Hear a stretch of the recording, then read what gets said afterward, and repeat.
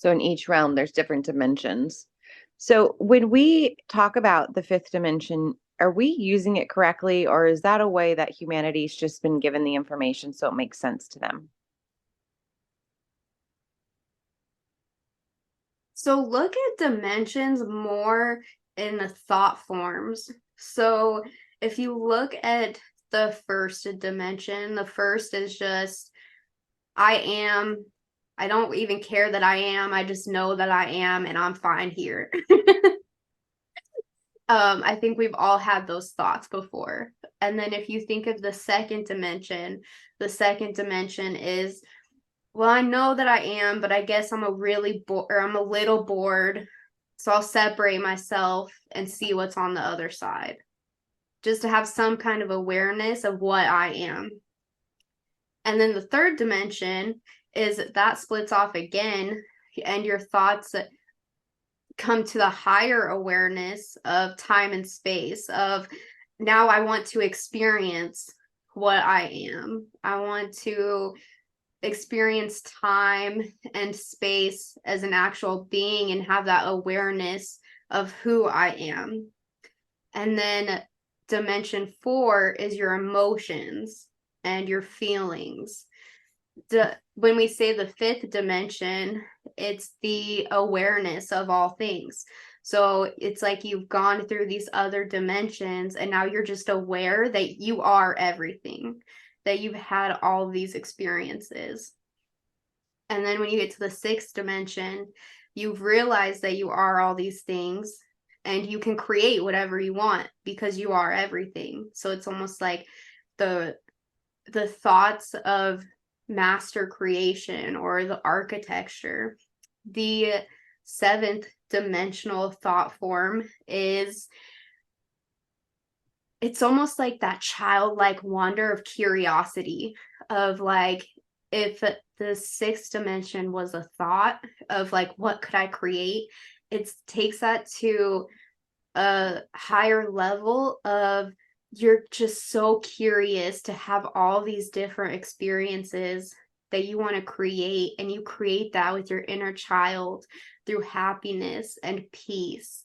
And that's what this idea of heaven is we can have these experiences and then just love them.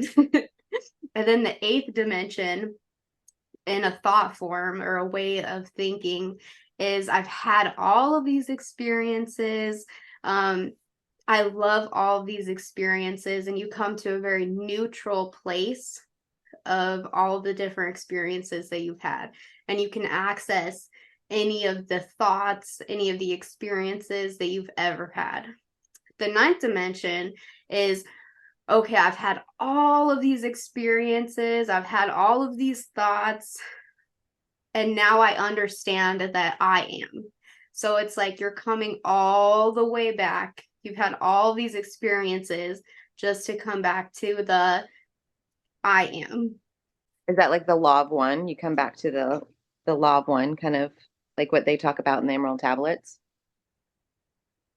Yeah, so it's always coming back to self. And that's why it's so important because the realm that we're in, this is different realms have different dimensional spaces and different thought forms that you're affected by. But this is so important in this realm at this time because we're living in the extremes.